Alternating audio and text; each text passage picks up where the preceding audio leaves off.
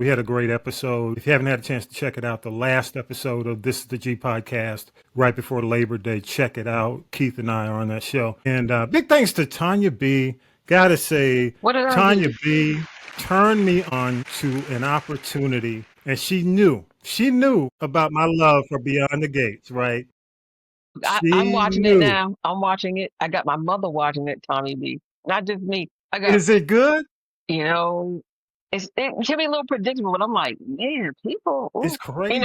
and it's funny. It's like high end, messy people of color with some money. And I don't mean to cut you off, but one thing I love about this story is usually you see like the have and the have nots. You see it's always the Caucasian people that have all the money and the prestige and the big houses and all the food. But now it's actually a little bit reversed because you find the people from the trailer park don't look like us, and it's just even my mother said so many black people. I like this, But the thing about it, and I didn't go into this with him. We only had about 20 minutes, and we were talking about everything, because he's a musician, he's an actor, and he's becoming a director.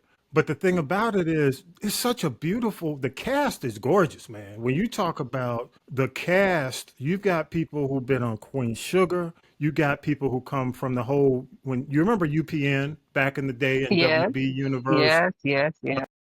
he was in, Keith D. Robinson.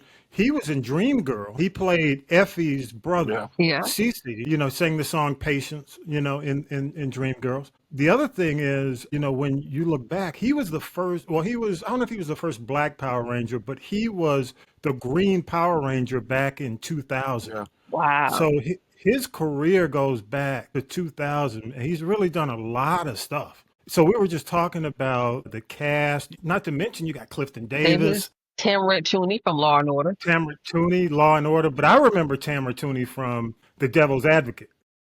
Well, I knew her from Law and Order. Okay. Yeah, everybody. Yeah, that's my Millennial Nick loves her in Law and Order.